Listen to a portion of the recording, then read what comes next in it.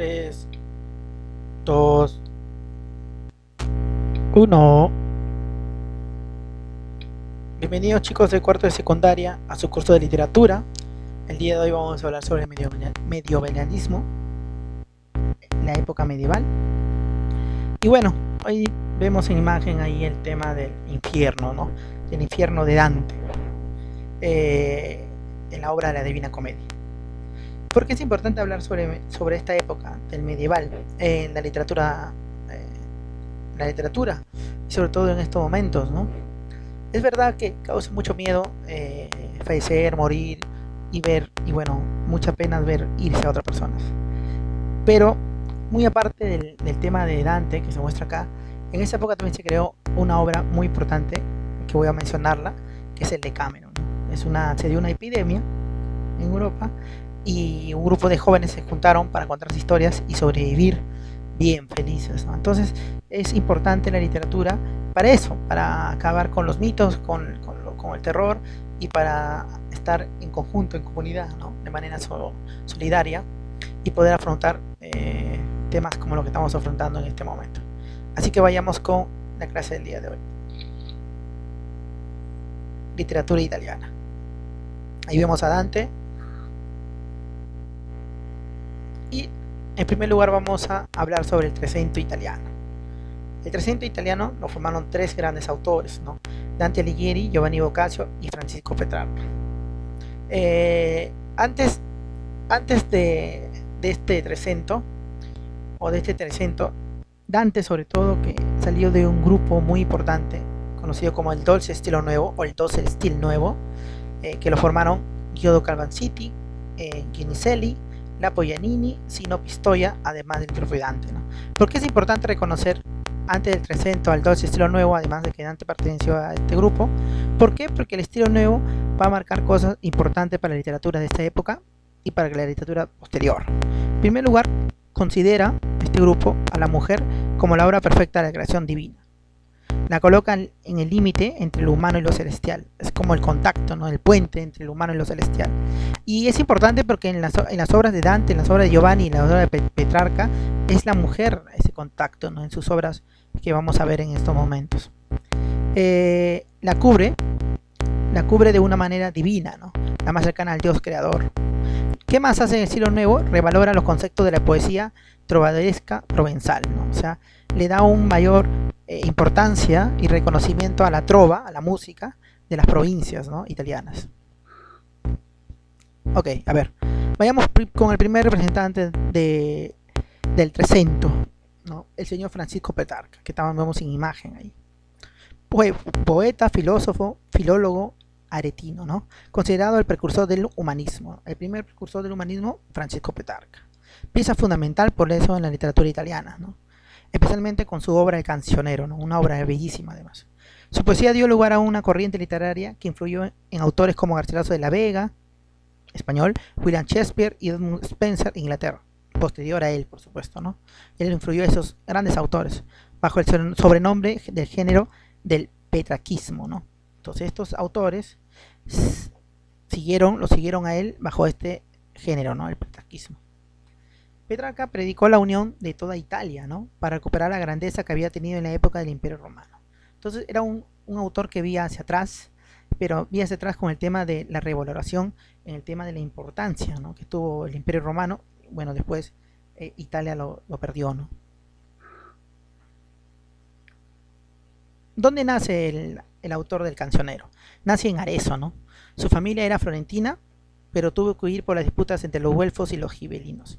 En esa época habían dos grandes grupos, ¿no? De poder entre los güelfos y los gibelinos. Y bueno, algunos pertenecían a los güelfos, otros pertenecían a los gibelinos, pero bueno, Petrarca, su familia, lamentablemente tuvo que ir por esas disputas, ¿no? Igual que Dante iba a ser sacerdote, pero conoció a Laura.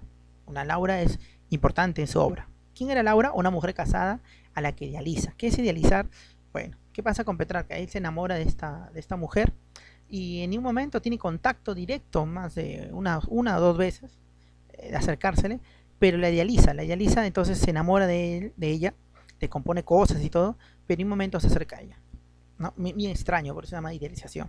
La utiliza como símbolo religioso, ya hemos dicho, ¿no? El estilo nuevo lo marca a ellos y usan a la mujer, a Laura en este caso, Petrarca, como un símbolo religioso, ¿no? Así como Dante usa a Beatriz después, pero en el tema de Laura, Petrarca, además del tema divino, le da un toque de sensualidad especial, un tema de sensualidad. Laura transmite sensualidad. En italiano escribió las obras Los Triunfos y Cancionero, ¿no?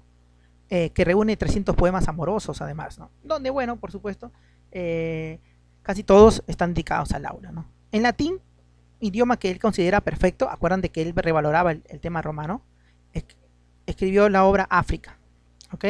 Extenso poema que canta las hazañas del Escipión, el africano, ¿no? Y quedó inconcluso, ¿no? A ver, vamos.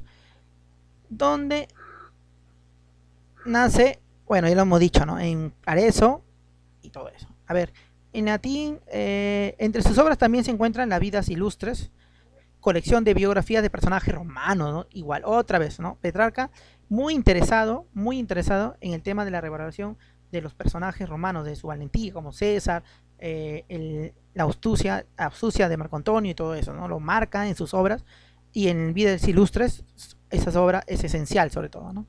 Otra obra de Petrarca muy importante es las epístolas, ¿no? Las famosas epístolas de Petrarca.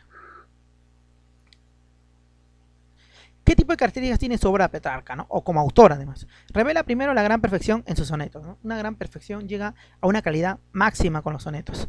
Primero es culto, ¿no? Hace un culto a la amada, igual que Dante, igual. Un culto es vanagloriar, tenerla como máximo a un personaje, en este caso a la amada, ¿no? Símbolo de la religiosidad, ¿no?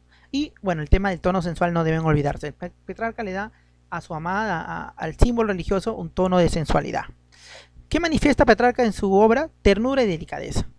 Es representante del humanismo y es considerado el padre del soneto. Acuérdate, en el examen, en uno de los exámenes puede venir. Petrarca es el padre del soneto. Muy bien. A ver, otro representante que tenemos ahí es el famoso Giovanni Boccaccio, ¿no? Giovanni Boccaccio, escritor y humanista italiano, es uno de los padres, junto con Dante y Petrarca, de la literatura italiana, compuesto también varias obras en latín, ¿no? Es recordado sobre todo como el autor del famoso Decameron, ¿no? Deca, 10 años, ¿no? Libro esencial para introducir en la literatura europea el género de la novela corta o relato, y que utiliza el recurso técnico de la narración enmarcada. A ver, vamos a aplicar un poco del recurso de técnico de la narración enmarcada. El enmarque tiene que ver con, por supuesto, con la palabra enmarcar, ¿no? Dar un pequeño cuadrante. ¿Un cuadrante en qué sentido? En un sentido de historia, de época, de fechas, pero también un sentido de valorizaciones, ¿no? Entonces, en su narrativa, además de las valoraciones y las fechas, él marca y desarrolla una reiteración en palabras para indicarnos que estaban en una época exacta, ¿no? Entonces por eso le llama narración enmarcada. Con él se fundó una nutrida escuela de Nobilieri, ¿no? Que imitaron su obra, ¿no? La famosa escuela de Nobilieri imitaron al famoso Giovanni Boccaccio. ¿Ok? ¿Qué obra más escribió el famoso autor de Decameron? Bueno, idilios mitológicos, alegóricos y psicológicos. Le encantaba mucho el tema de las alegorías, ¿no? Igual Dante hace un tema alegórico en la Divina Comedia, pero Boccaccio, era mucho más especial, mucho más especialista, mucho más técnico con eso, mucho más arduo. Será porque también se acercaba mucho más al tema de la mitología y sobre todo el tema de los amores, ¿no? Los idilios mitológicos, ¿no? Fue el primer gran prosista italiano. Bueno, el Decameron es un conjunto de 100 cuentos censurados, ¿ok? Que trata de aventuras de unos jóvenes que huyeron de Florencia a causa de la peste negra, ¿ok? Entonces, como les decía hace un rato, ¿no? En una época de enfermedad, Giovanni plantea que hay un grupo de jóvenes que se salvan del aburrimiento, que se salvan de exponerse a esa enfermedad contando historias, ¿no? Pueden ser algo así, lo pueden tomar como ejemplo y pueden hacerlo en su casa, pueden contarse historias todos los días en cada uno integrante de su familia, ¿no? Así que pueden aprovechar ese ejemplo con contarse historias. Tuvo un amor idealizado, así como Dante, pero la mujer idealizada para Giovanni era Fiamenta, ¿no? Introduce el cuento en Occidente y es representante del humanismo, ¿no? Igual que Petrarca. Y bueno, pasamos al tercer integrante del Trecento, ¿no? Pero el más importante, por supuesto, Dante Alighieri. ¿Dónde nace Dante Alighieri? Bueno, en Florencia, ¿no? Era de una familia noble, pero sin fortuna, ¿ok? Su padre, perteneciente al partido de Guelfo, partidario del Papa, su padre tuvo un problema y tuvieron que salir de Florencia, ¿no? El nombre de Dante tiene que ver con el tema de Durante, de la abreviación, ¿no? Esta abreviación de Dante es Durante. Los padres de Dante murieron cuando él todavía era un niño, así que fue huérfano y estuvo a cargo de una excelente educación, ¿ok? El hecho más notable durante su juventud fue que se enamoró de Beatriz Portinari, ¿no? A quien conoció en 1279 y quedó enamorado de ella. Una de sus primeras obras conocidas se titula Vita Nueva, ¿no? Que escribió 2 años después de la muerte de su amada, ¿no? Que es un homenaje además a ella. En 1888, quizás por motivos políticos, Beatriz fue dada a matrimonio de Simone de Bardi y en junio de 1290, o sea 2 años después, murió con apenas 24 años. Dante, para recuperarse de ese duro golpe de la muerte de su amada, se sumergió en los estudios sobre los artistas clásicos, en especial Virgilio, ¿no? Bueno, era un amante fervoreciente sobre la obra de Virgilio, ¿no? Tanto así que usa a Virgilio, uno de los personajes, para su obra máxima, ¿no? Que lo vamos a ver en unos momentos. Pasados sus 30 años, desposó a Gemma Donti, ¿no? Con quien tuvo 4 hijos. Fue elegido, para mí se metió a la política, como regidor donde gobernaban los negros, como hemos dicho, los negros, los gibelinos, contra los blancos, que eran los güelfos, se revolvían en broncas, y Dante, que pertenecía a los blancos y pierde, fue desterrado, ¿no? El más ilustre hijo de Florencia terminó desposeído de su casa, de su honor y de sus bienes, ¿no? Tanto así que tuvo que ir a buscar el pan de la caridad, ¿no? En su destierro escribe la famosa obra El Banquete, en que estudia los problemas más profundos que se preocupan del pensamiento medieval. Es interesante el Banquete, ¿no? Aunque hay una postura, por supuesto, eclesiástica. En el Banquete se puede ver pequeños rasgos de algunas cosas que no estaba de acuerdo Dante, ¿no? Sobre la cooptación popular de la iglesia sobre pensamientos esenciales del hombre, ¿no? Cosa que estaba más alejada de la Divina Comedia, que sí es una alegoría a favor de la iglesia, ¿no? Bueno, empieza a trabajar la Divina Comedia, los problemas políticos continúan y Dante escribe un nuevo libro, ¿no? La Monarquía, tratando de contribuir con la pacificación. Igual Dante, dentro de su obra, fue un escritor importante para el eje político, de una postura, por supuesto, que era el tema de la pacificación, el tema de llegar a un acuerdo.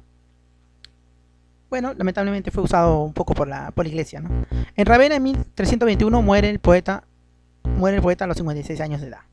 Muere joven, ¿no? Ok. Sus obras importantes de Dante, ¿no? La Divina Comedia, por supuesto, es su obra capital. Vida Nueva, donde se refiere al nacimiento de su amor por Beatriz, ¿no? Monarquía, el tratado político de lengua latina, primer tratado político en lengua latina, de verdad. De vulgar elocuencia, es un tratado lingüístico, ¿no? Cuando hablamos de lingüística hablamos, por supuesto, de la lengua, ¿no? Hablamos de los lenguajes y hablamos de los tipos de idiomas. Y acá, en de vulgar elocuencia, él defiende la validez del italiano como lengua de la creación literaria. Contrario a Petrarca, ¿no? Petrarca amaba el latín y lo defendía por sobre todo. En este caso, Dante no, en el vulgar elocuencia dice que el italiano, que se empieza a practicar, a trabajar, tiene una gran validez literaria, ¿no? Tiene belleza también. El Cancionero, Poesías de amor y El Banquete. Y su obra máxima es la famosa La Comedia, ¿no? El título original de la obra es La Comedia. ¿Quién le pone el tema de Divina? Bueno, fue Giovanni Boccaccio, ¿no? Que le pone el Divina a la obra de Dante, ¿no? Porque le pareció excepcional, por supuesto, y además tenía un tema de religioso. Pero ¿por qué Dante le pone comedia a su obra? Porque tiene un desenlace feliz, ¿no? Y su concierto es sombrío, pero tiene un desenlace feliz, por eso le pone comedia. Género épico, especie epopeya religiosa, estructura 4230 versos, todos escritos en tresetos, en decasílabos y en lengua toscana, no en lengua italiana. La obra presenta 100 cantos, es eminentemente alegórica. Hay muchas alegorías, por supuesto, ¿no? Y tiene que ver con el tema netamente de la iglesia, ¿no? Representantes, monstruos por pecados, ¿no? Vamos a verlo. Se divide en 3 partes, ¿no? Por supuesto, 1 el infierno, 2 el purgatorio y 3 el paraíso. El infierno son de 34 cantos, 10 círculos, un vestíbulo y 9 círculos, ¿no? Dentro de los 10 círculos hay un vestíbulo, por supuesto. Purgatorio son 33 cantos, tiene 10 cornisas, uno es la playa, ante purgatorio 7 cornisas, normal como nombre cornisas, y el paraíso terrenal. Y en paraíso tiene 33 cantos, 10 planetas o cielos, uno de ellos es inmóvil, 9 son móviles. El que es inmóvil es el famoso Ampirio, ¿no? Cielo en que reside Dios, y bueno, reside la Santa Trinidad ahí, ¿no? Vamos a verlo. ¿Cuál es el tema de la Divina Comedia o la comedia, ¿no? El viaje de un cristiano pecador hacia los 3 reinos de ultratumba, ¿no? Entonces, Dante plantea con su obra que cuando uno muere, cuando uno fallece o cuando uno ha pecado, va a tener que atravesar y va a ubicarse entre el infierno, el purgatorio o el paraíso, ¿no? Según sus actos. El tema, según lo explica Dante, es en una carta a su amigo de Casella. El tema lo explica Dante en una carta, es el asunto de las almas después de la muerte, ¿no? Como hemos dicho, ¿no? ¿Qué pasa con las almas después de la muerte, ¿no? Y bueno, sustenta el tema de la iglesia, ¿no? Es una gran obra que ayudó mucho a la iglesia para ese momento, ¿no? ¿Qué personajes encontramos en la famosa comedia? Bueno, está Dante. Dante, ¿qué simboliza, no? Ahí está el tema de la alegoría, ¿no? Todos simbolizan algo, todos representan algo. ¿Qué simboliza Dante? El hombre extraviado. ¿Qué simboliza Beatriz? La fe y la teología. ¿Qué simboliza Virgilio, el poeta romano, el famoso poeta romano? La sabiduría, ¿no? El hombre sabio. Las fieras con las que se encuentra, el león, el leopardo y la loba. El león simboliza la soberbia, el leopardo la lujuria y la loba la avaricia, ¿no? Caronte, el famoso barquero que transporta a los condenados, es el intermedio.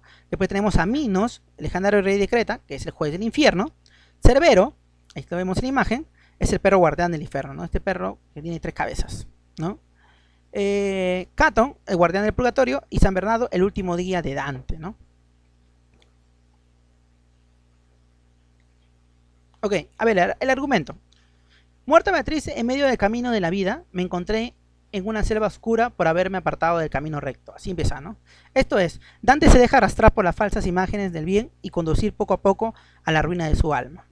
3 fieras lo intersectan, que son la pantera, el león y la loba. Ya hemos dicho que cada una representa algo, ¿no? Beatriz envía en su ayuda entonces de Dante, que está atrapado entre las 3 fieras, a gran Virgilio, ¿no? Lo manda a Virgilio para que lo ayude, ¿no? Con su sabiduría. Entonces llega al infierno, ¿no? De la mano de Virgilio el poeta entra al infierno, después de pasar el río Aqueronte, ¿no? El infierno está representado por un abismo cónico, dividido en 9 círculos que abriéndose debajo de Jerusalén se interna hasta el centro de la tierra, donde se haya confinado Lucifer. Bueno, ahí tenemos, ¿no? El infierno, el primer círculo, el segundo círculo, y cada uno representa algo, ¿no? El primer círculo es el limbo, el segundo círculo ahí están los lujuriosos, en el tercer círculo están los glotones, bueno, los glotones son los que comen en exceso, ¿no? En el cuarto círculo están los pródigos y ávaros, las personas que nunca han dado y se han quedado con el dinero y nunca han gastado y nunca han colaborado con el otro, ¿no? En el quinto círculo están los iracundos, en el sexto están los herejes, en el séptimo están los violentos. En el séptimo hay 3 tipos de violentos, ¿no? Los que se han violentado contra el prójimo, los que han violentado contra sí mismo y los que han violentado contra la naturaleza y contra Dios, ¿no? Y acá hay una cosa muy importante, porque el tercer tipo es el que violenta contra la naturaleza y contra el mismo Dios, ¿no? Hay una representación, hay una intención, por supuesto, de corte religioso, de que todo le pertenece a Dios a final de cuentas, ¿no? El octavo círculo están los fraudulentos, hay 10 tipos. En el noveno círculo están los traidores. Se dice que el noveno círculo están las peores personas, ¿no? Hay 4 tipos ahí, ¿no? Caína, que son de parientes, ahí, representando, bueno, la alegoría de Caín, ¿no? Antenora, el traidor de la patria. Ptolomeo, el amigo, y Judeca, a los amos, ¿no? En el vértice de este cono invertido está Lucifer, representado como un gigante de 3 caras, sumergido en el hielo hasta la mitad de su cuerpo, ¿no? De ahí pasa y llega al purgatorio, ¿no? El poeta sitúa en la montaña del purgatorio, en medio de las aguas del mar austral, en el hemisferio de nuestro planeta, cuyo guardián es Catón de Útica. O sea, ¿quién es el primer guardián que va a haber en el purgatorio? Es el famoso Catón de Útica. Las almas de los penitentes llegan a ella en una barca y ahí empieza el antepurgatorio, antes del purgatorio, por supuesto, dividido en 2 círculos. El primero esperan los negligentes y los excomulgados, los que han sido retirados como parte del catolicismo, ¿no? Que han sido castigados y todo eso. ¿Ok? Y así va pasando Virgilio el purgatorio, y en la parte final del purgatorio, que está llegando Virgilio, se separa de Dante, Virgilio se separa de Dante, y Beatriz llega para recibirlo en el paraíso celestial. Como ven, el purgatorio tiene una estructura de playa de isla de purgatorio, 7 cornisas, las rayas si te dan cuenta, el purgatorio, y contiene 7 pecados capitales, ¿no? Los 7 cornisas representan 7 pecados capitales. La alegoría: orgullosos, envidiosos, iracundos, perezosos, ávaros, prodigios, glotones y lujuriosos. Y bueno, en la parte final está el paraíso celestial, por supuesto, ¿no? Ahí están los bienaventurados, los que se han convertido, o los que han pasado el purgatorio, y hasta sus almas supuestamente están limpias, ¿no? Comprende el paraíso de 9 cielos del sistema ptolemaico, tralucidas, y que giran alrededor de la Tierra y del más allá, ¿no? Cada círculo representa como un planeta, ¿no? Y excepto está el planeta que no se mueve, que hemos dicho que ahí están la Santa Trinidad, ¿no? A ver, ahí vemos, ¿no? Cielo azul, primer cielo, la luna. Segundo cielo, Mercurio. Tercer cielo, Venus. Cuarto cielo, Sol. El quinto cielo, Marte. El sexto cielo, Júpiter. El séptimo, Saturno. Y el octavo, el imperio, ¿no? El imperio. En el imperio está la Santa Trinidad. Ahí está Dios, ¿no? En la luna están los espíritus indecisos y débiles. Entonces ya están los que han sanado supuestamente, ¿no?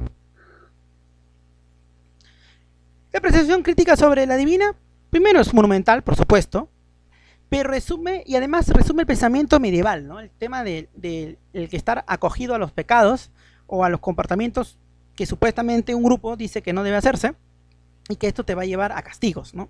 Literalmente es un viaje que realiza el autor por el infierno, purgatorio y el paraíso, que está escrito, donde puede observar el mal, el poder del mal y el poder del bien también, ¿no?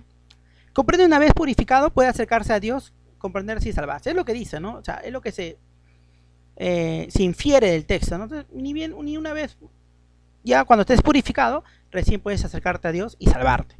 Alegóricamente, es la vicisitud del alma humana, ¿no?